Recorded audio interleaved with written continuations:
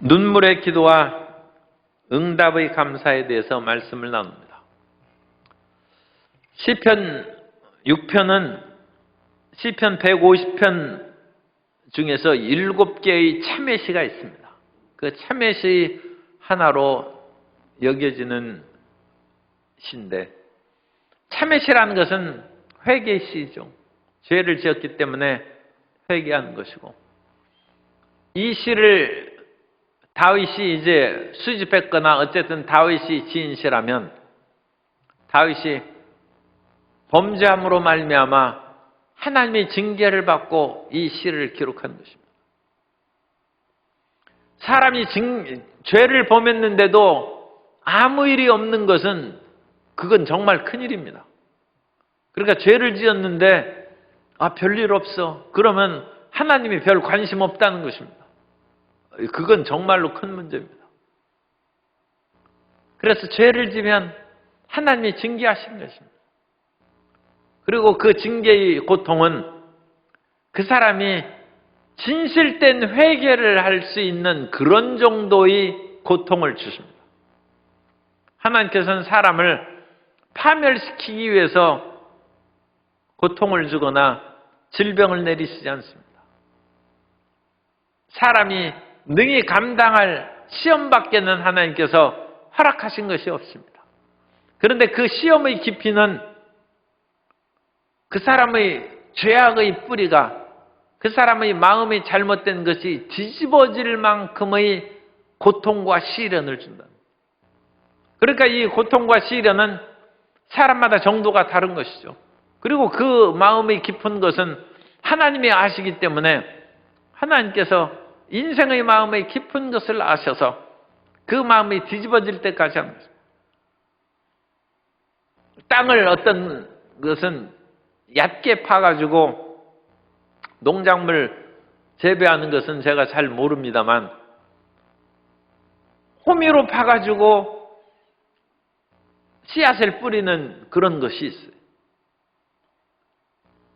괭이로 파고 씨앗을 뿌리는 정도가 있고, 그 다음에 완전히 쟁기질해서 뒤집어버리고 씨앗을 싣고 파종하는 깊이가 다른 거예요. 깊이.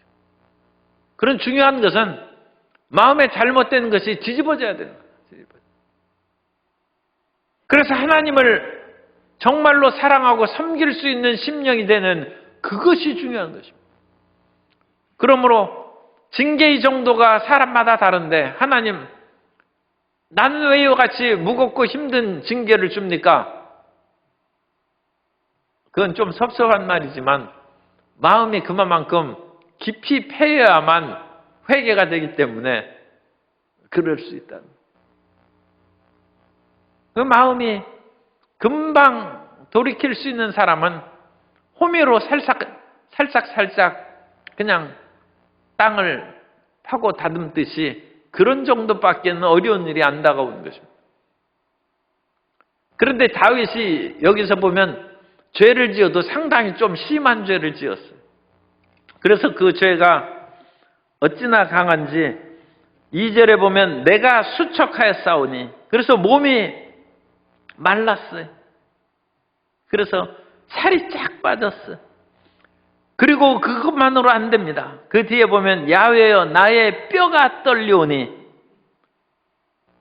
이제는 뼈까지 떨래. 류마티스나 또 어떤 그런 그 신경통적인 병이 있는 분들은 비가 올 그런 조짐이 비오면 몸이 쑤신다는 거예요. 이 뼈가 쑤시고 고통스러워요. 이 병이 깊은 것이죠. 그런데 다윗이 죄가 상당히 지었어요. 3절에 보면 나의 영혼도 매우 떨리나이다. 이 심령까지도 떨리는 거예요. 심령. 몸도 떨리죠. 뼈도 쑤시죠. 마음도 떨리는 거예요. 사람이 정신까지 떨리면 그 정도가 굉장히 심합니다. 그래서 이런 정신까지 떨리고 영혼이 떨린다는 그런 상황에 이르도 빨리 하나님 앞에 나아가서 회개하고 돌이키면 하나님께서 반드시 고쳐주실 줄 믿습니다. 그래서 다윗은 죄를 지었는데도 불구하고 그 하나님의 절대적인 사랑을 다윗이 굳게 믿고 있는 거예요. 자기가 자칫 잘못해서 그런 범죄, 죄를 범했을지라도 하나님의 사랑의 그 깊은 것을 체험한 것은 잊지를 않고 있어요. 하나님은 나의 죄보다 더 깊은 사랑으로 나를 붙드신다. 그걸 믿어야 돼요. 그 가장 깊은 사랑을 오늘날 신약시대에 예수 그리스도께서 오셔서 우리에게 계시해 준 것은 그 아들을 아끼지 않고 우리에게 주셨다. 그리고 우리가 죄 지으면 안 되지만, 아니 우리가 아무리 죄를 짓는다 할지라도 하나님의 아들이 죽기까지 하면서 그 죄를 대속하지 못할 그런 죄가 있겠습니까? 그러니까 그 하나님의 사랑을 믿어야죠. 그리고 다윗은 이 회개할 때는 좀 담대함을 가져야 해요. 담대함을. 나 이런 죄 졌으니까 나는 이제 돌이키지 못하고 버림받는다. 그건 하나님 사랑을 체험 못했기 때문에 그래요. 가룟 유다는 예수님의 사랑을 체험을 못했기 때문에 예수님을 은 30에 팔고서 그냥 스스로 목매어 죽었어요. 그러므로 구원을 받지 못한 것입니다. 그런데 베드로는 예수님의 사랑을 체험했어요. 그렇기 때문에 예수님을 저주하고 부인까지 했으니 이 은 30판 정도가 아니죠. 훨씬 더 부끄럽고 심각한 죄를 지었지만 베드로는 예수님은 사랑이시라는 것을 알고 믿었기 때문에 주님께 돌아온 줄로 믿습니다. 다윗도 그 사랑을 아는 것입니다. 그 사랑을 알기 때문에 자기의 몸이 수척하고 뼈가 떨리고 영혼이 지금 떨리는 거예요. 그런 상황에서 하나님께 나온다. 하나님께. 이 대단한 용기죠. 그래서 주여 주의 분노로 나를 책망하지 마시오며 1절입니다. 주의 진노로 나를 징계하지 마옵소서. 이미 징계가 지금 진행되고 있는데 하나님 더 이상 나를 같은 말을 2번 반복한 것입니다. 주의 분노로 나를 책망한 것이나 주의 진노로 나를 징계한 것이나 이 2번 반복한 것은 강조한 것입니다. 이 시편이라든지 어쨌든 히브리어의 그런 그 특징적으로 반복함으로써 그 뜻을 강화시킵니다. 하나님, 주의 분노, 주의 진노로 더 이상 나를 그렇게 고달프고 징계하지 말라는 것입니다. 우리가 하나님 앞에 그와 같은 기도를 드릴 수 있는 것은 우리 인생이 연약하기 때문입니다. 우리 인생은 몇 분간 숨을 못 쉬면 죽습니다. 인생이 대단한 것 같아도 숨 못 쉬면 죽어요. 인생이 살아갈 수 있는 그런 추위와 더위가 있어요. 그래서 이런 추위 한계를 벗어나면 사람이 그야말로 얼어붙는 것이죠. 이거 큰일이 날 수 있어요. 더위도 30몇 도 이상으로 넘어가면 더위에 그와 같이 몇 시간 노출되고 그런 떼약볕에서 사막에서 하루 이틀 지나면 사람은 못 삽니다. 사람이 식물을 먹는 것은 며칠 안 먹어도 살 수 있죠. 그러나 몇십일 동안 먹지 않으면 사람이 죽는 것이죠. 인간은 한계가 많이 있어. 그러므로 이것이 하나님 앞에, 사랑의 하나님 앞에 부르짖을 수 있는 근거입니다. 하나님, 주님께서는 우리를 사랑하시는데 주님, 저는 연약한 인간입니다. 주님께서 그 분노로 저를 징계하시면 제가 살지 못합니다. 그래서 하나님께서 나중에 저를 찾으실래도 저는 이 세상에 없을 겁니다. 그럼 하나님 얼마나 하나님 마음이 아프시겠습니까? 그러니까 하나님, 내가 죽어서 이 세상을 떠나기 전에 나를 용서하시고 나의 병을 고쳐달라. 내 문제를 해결해 주고 나를 대적하고 비방하는 원수의 손에서 나를 지켜달라는 것입니다. 욥은 죄가 없었음에도 불구하고 거의 죄가 없는 것이죠.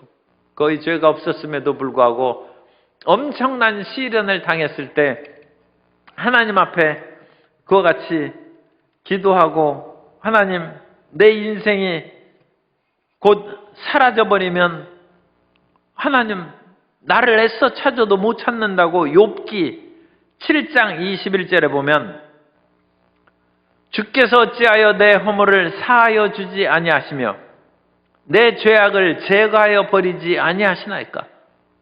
이게 죄진 사람이 큰 소리 치는 거예요. 이거 말이 약간 어감이 그렇죠. 어찌 내 허물을 용서하여 주지 않고 내 죄악을 제거하여 버리지 아니하시나이까. 이제 나 죽습니다. 그 얘기. 이제 내가 흙에 누우리니 주께서 나를 애써 찾으실지라도 내가 남아있지 아니하리이다.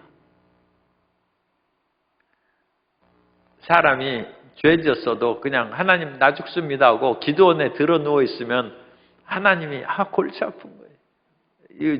하나님이 원래 죽이시려고 한 것이 아니기 때문에 이 마음은 돌이켜야 되는데 사람 마음이 쉽게 의를 향하여 선을 향하여 돌아섭니까?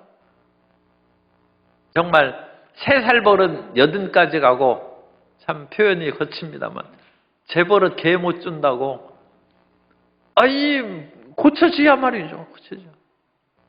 그러니까 하나님께서 그것을 고치려고, 그걸 뒤집어 버리려고 병을 주고 문제를 주고 온갖 것으로 그 마음을 고치려고 그러는 것이죠.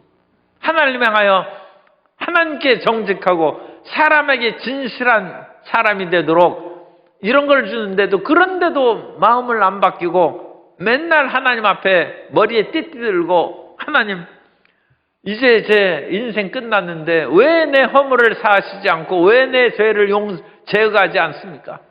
이제 저 죽습니다.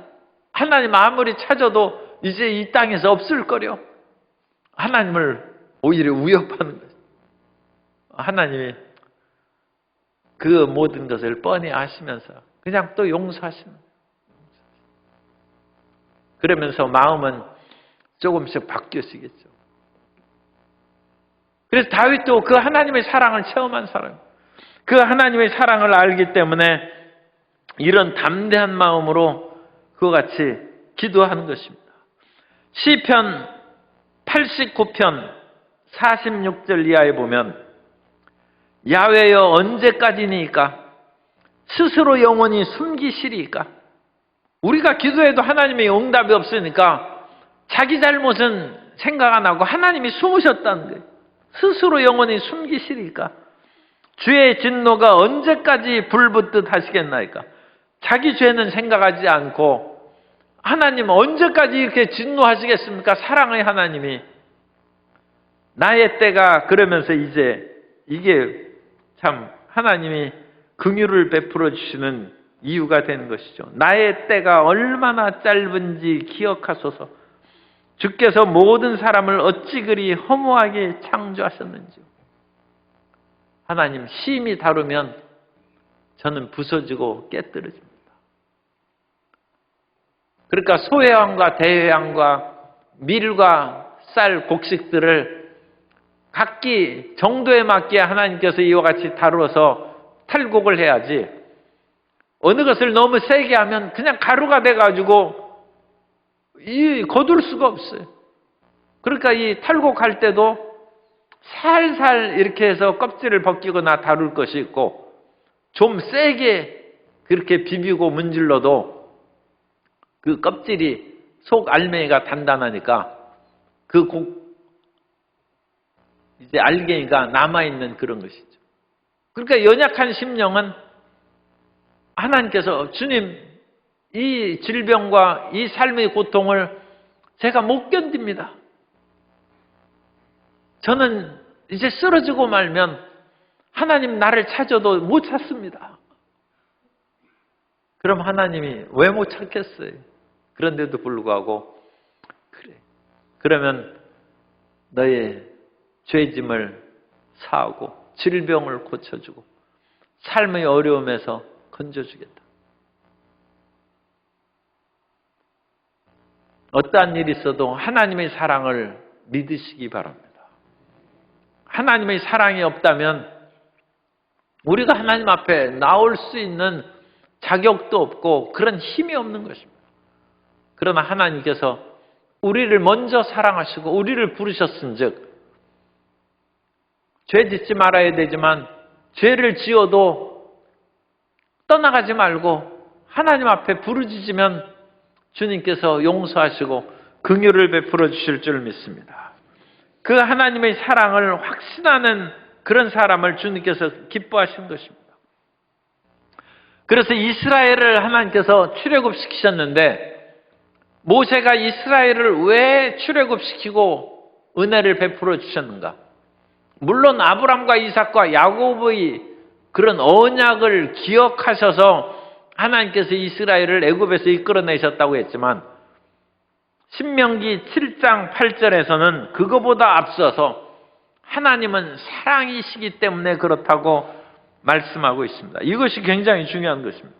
신명기 7장 8절에 보면 야훼께서 다만 너희를 사랑하심으로 말미암아 또는 너희의 조상들에게 행하신 맹세를 지키려 하심으로 말미암아, 그래서 이 조상들에게 하신 맹세, 이것은 언약이죠.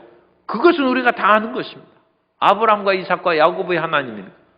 그런데 그거에 앞서서 신명기 7장 8절은 야훼께서 다만 너희를 사랑하심으로 말미암아 자기의 권능의 손으로 너희를 인도하여 내시되 너희를 그 종되었던 집에서 애굽 왕 바로의 손에서 속량하셨나니.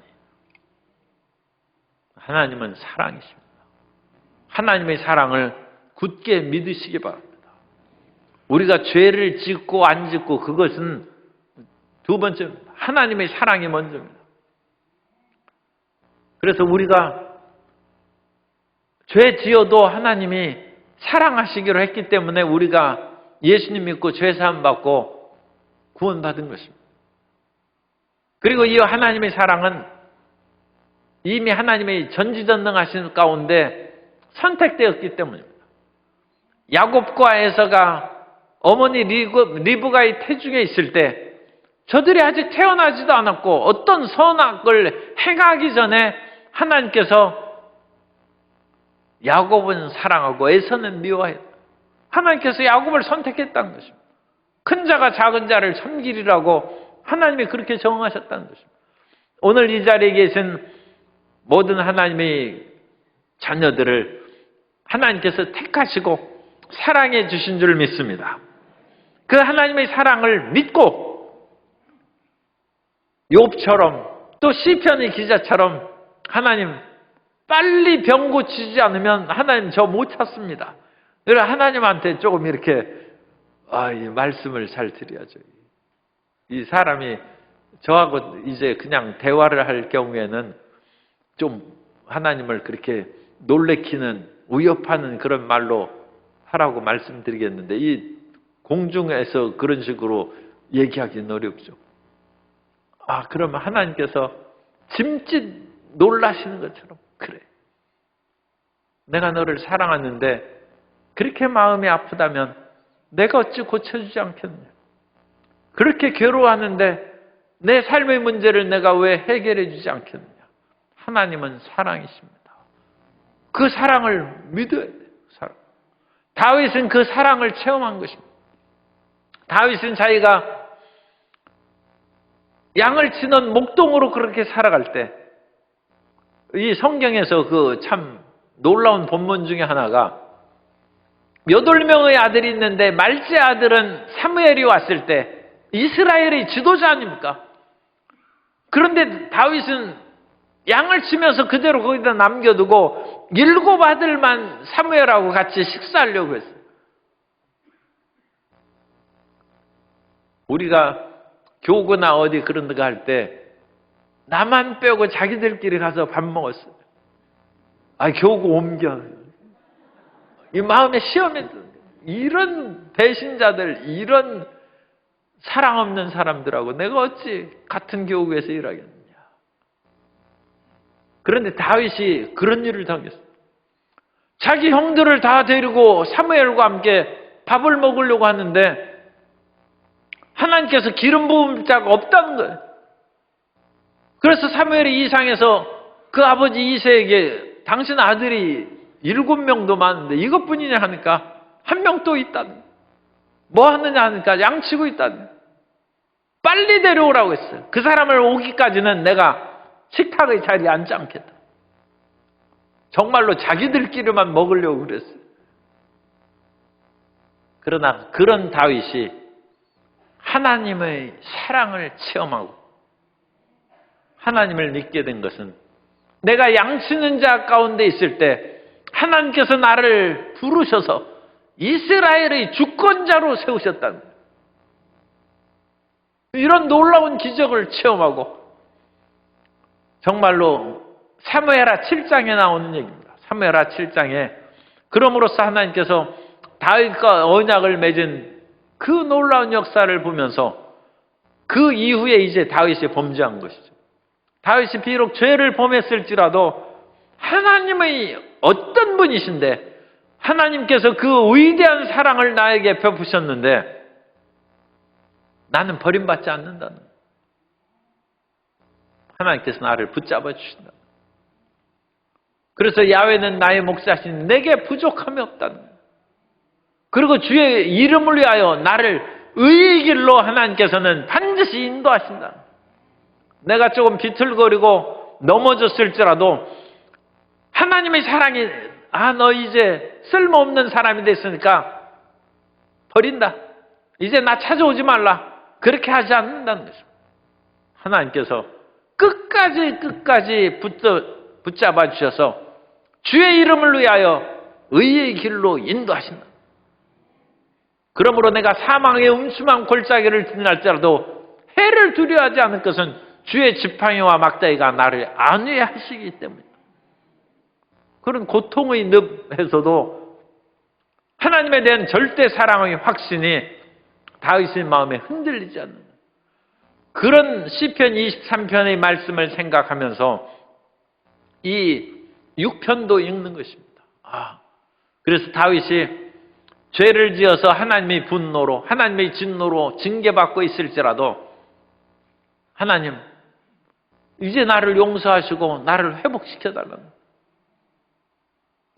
나의 몸이 수척하고, 그래서 사랑하는 부모님이나 이 젊은 사람들은 그 애인하고 이렇게 해서 서로 싸우고 그랬을 때는 좋은 방법이 있어요. 한 사흘 굶고 애인을 만나는 거예요. 그럼 상대방이 아니 얼굴이 왜 이렇게 수척했냐? 당신하고 사이가 지금 틀어지니까 내가 무슨 식욕이 있어야지. 그래가지고 얼굴이 이렇게 수척해졌다. 그러면 용서를 안 할 수가 있나요? 그런데 그와 같이 다윗이 수척해졌어요. 그래서 하나님의 성전에 나온 다윗의 모습을 하나님이 보니까 불쌍하기 짝이 없어요. 얼굴이 수척하고 뼈는 떨리고 뼈가 쑤시고 그 영혼까지도 떨리고 있으니 이러다가 이 사람 죽이겠다, 사람 버리겠다 싶어서 하나님이 은혜를 내려주신다.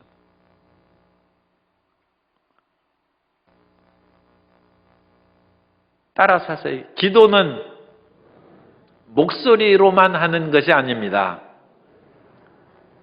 몸으로도 기도하고 마음으로도 기도합니다.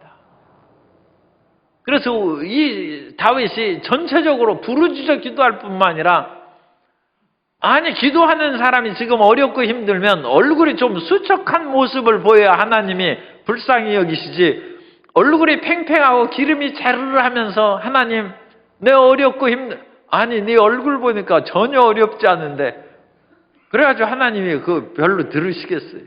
그런데 얼굴은 수척하죠.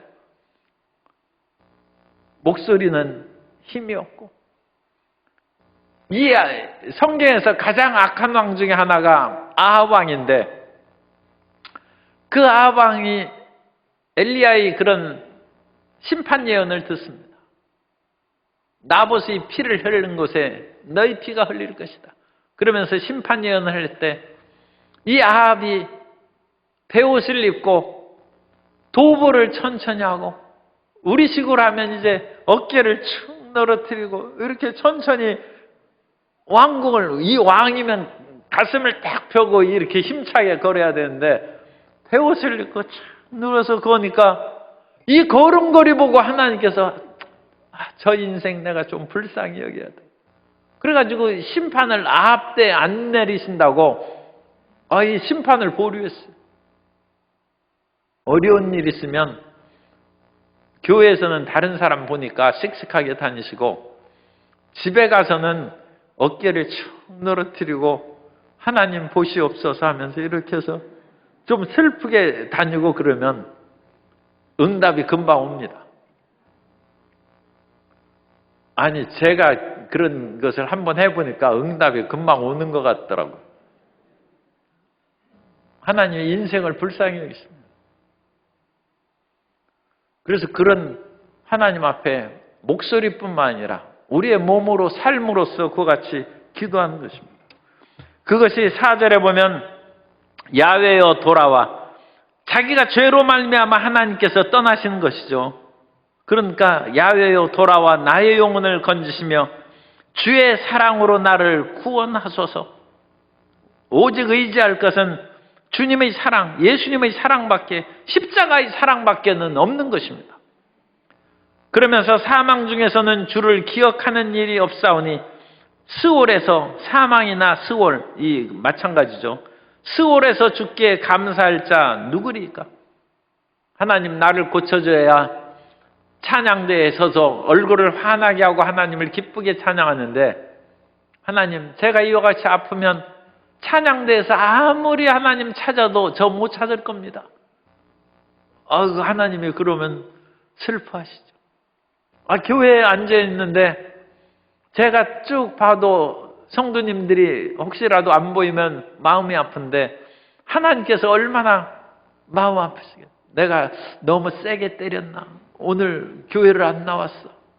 하나님이 그러면서 이제 안 나오고 거기에서 집에서 하나님 찾아도 저 못 찾을 걸. 그럼 하나님께서 좀 회복시키고 그 마음을 좀 천천히 변화시킬 수 있도록 기회를 줘야 되겠다. 그러면서 다윗이 이와 같이 하나님 앞에 호소하면서, 6절은 히브리적인 그런 아주 독특한 과장법입니다. 그래서 이 성경에도 이와 같이 과장된 그런 표현이 있는데, 이것은 그 마음에 사실상 그와 같은 것을 시행하는 그런 마음이 있다는 것을 표현합니다. 실질적으로는 그와 같이 못했을지라도, 하나님 제가 눈물이 나오는데 그 눈물이 어찌나 많이 하나님 앞에 이 죄로 인하여 탄식함으로 피곤하여 밤마다 눈물로 내 침상을 띄우며, 세상에 아무리 운다고 해서 침상이 둥둥 떠가지고 그런 일이 있겠습니까? 그죠? 그런데 그 갈급한 마음으로 부르짖어 눈물을 흘리니까, 자다가 보니까 너무 울어가지고 요가 방에서 둥둥 떠다녀요. 그래서 내 침상을 띄우며 내 요를 적시나이다.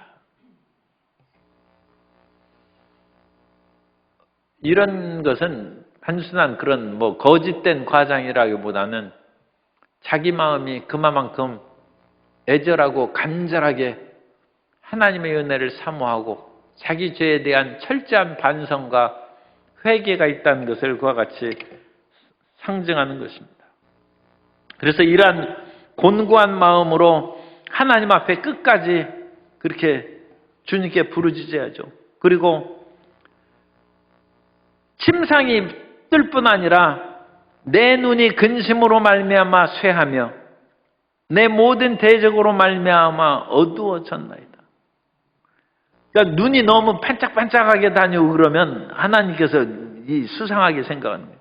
그래서 지금 많이 몸도 아프고 삶이 고통하면 눈을 크게 뜨지 말고 흐리멍텅하게 이렇게 뜨고 그래야 하나님께서 눈이 왜 그러냐 그렇게 물으시죠. 사람도 그렇게 눈이 쇠하고 그러면 왜 눈이 그렇게 빛이 나지 않냐고 어둡습니까? 그건 이제 특별히 사랑하고 자기를 아끼는 사람 앞에서만 그런 눈빛을 해야죠. 그러면 그 사람이 얼마나 걱정하고 마음에 안타까움이 가득하겠습니까? 그런데 다윗이 그 얘기를 하는 거예요. 하나님, 내 눈이 근심으로 말미암아 눈이 안 보여. 눈이 쇠하고 어두워졌나이다. 온 마음과 뜻을 다하여 회개하는 것입니다. 마음을 다하고 뜻을 다하고 힘을 다하여 하나님을 사랑함과 같이 하나님의 은혜에서 비록 자기가 범죄했을지라도 하나님의 은혜에서 멀어지면 하나님, 내 몸이 수척하고 뼈가 떨리고 내 영혼이 떨리고 눈이 침침하고 하염없는 눈물은 침상을 띄웁니다. 그러니까 이게 시죠. 좀 시가 감동이 있어야죠. 하나님께서는 많이 감동하시는 분입니다. 하나님께서는 인생의 그 모든 그런 간절한 기도와 호소에 하나님께서 감동하셔요. 예수님께서 감동하신 기록이 복음서에 많이 나와요. 예수님께서는 그 과부가 2렙돈 내는 것을 주님께서 보셨는데, 일반 사람이 보면 하나님 전에 와가지고 겨우 동전 2개 놓고 그러느냐 하면서 오히려 그 책망을 할 것이죠. 그런데 예수님께서는 그 사람의 형편을 다 아시니까 과부가 2렙돈 동전 2개 넣는 거예요. 그런데 그걸 보시고 과부는 동전 2개밖에 없다는 거예요. 그런데 그것을 다 냈어요. 기껏해야 1,000원밖에 안 돼. 그런데 예수님께서 감동하셔서 이 사람은 자기 생활비 전부를 넣었다. 참 그 과부는 돈도 없는 사람이에요. 동전 2개 넣었는데 자기 생활비 전체를 넣었다고 주님께서 감격하십니다. 주님께서 수르보니게 가나안 여자죠. 가나안 지방의 그 수르보니게 지역에 가셨을 때 그 여인이 자기 딸이 흉악한 귀신 들렸다고 아무리 찾아와서 부르짖고 제자들이 저 어떻게 해서 보내주십시오 하는데도 주님께서 난 이스라엘을 잃어버린 양 외에는 보내심을 받지 않았다 해서 주님께서 딱 잘라서 거절하셨어요. 그런데도 불구하고 그 여인이 찾아와서 간절히 기도하자 마태복음 15장 27절 이하에 여자가 이르되 주여 올소이다마는 개들도 제 주인의 상에서 떨어지는 부스러기를 먹나이다 하니 이에 예수께서 대답하여 이르시되 여자여 내 믿음이 크도다. 내 소원대로 되리라 하시니 그때로부터 그의 딸이 나으니라. 예수님께서 지금 몇 번 거절하신 사람이에요. 그런데도 불구하고 예수님께서는 이 여인이 하는 말을 듣고 감동하시는 거예요. 참 대단한 믿음을 가요. 여자여 내 믿음이 크도다. 내 소원대로 되리라 하시니. 예수님께서 어느 날은 가버나움에 계신데 가버나움에 로마의 백부장이 있었어요. 그런데 이 백부장은 굉장히 정말로 부하를 사랑하고 인자한 사람입니다. 그런데 믿음도 대단해요. 그래서 자기 하인이 중풍병에 걸렸는데 주인이 백방으로 치료하러 고치러 다니는 거예요. 그러다가 예수님을 만나서 내 하인을 병을 고쳐달라는 것입니다. 마태복음 8장 8절 이하에 보면 백부장이 대답하여 이르되 주여 내 집에 들어오심을 나는 감당하지 못하겠사오니 예수님께서 내가 내 집에 가서 고쳐주겠다고 그랬어요. 그랬더니 어찌 주님이 저희 초라한 집에 들어오겠습니까? 다만 말씀으로만 하옵소서. 그러면 내 하인이 낫겠사옵나이다. 나도 남의 수하에 있는 사람이요 내 아래에도 군사가 있으니 이더러 가라 하면 가고 저더러 오라 하면 오고 내 종도로 이것을 하라 하면 하나이다. 예수께서 들으시고 놀랍게 여겨 따르는 자들에게 이르시되 내가 진실로 너희에게 이르노니 이스라엘 중 아무에게서도 이만한 믿음을 보지 못하노라. 하나님은 감동하시는 거예요. 그래서 우리가 하나님 앞에 이 시편의 기자처럼 이 시의 내용을 쓰는 것은 하나님을 감동시키는 거예요. 하나님, 제가 눈이 좀 쇠합니다. 그래, 눈이 좀 쇠하려면 한두 끼는 좀 굶어야 눈이 좀 쇠하고 눈이 심리는 쑥 들어간다고 그러지 않습니까? 그러면 하나님께서 이러다가 내 사랑하는 자녀 몸 상하겠다. 하나님을 감동해요. 그래서 우리의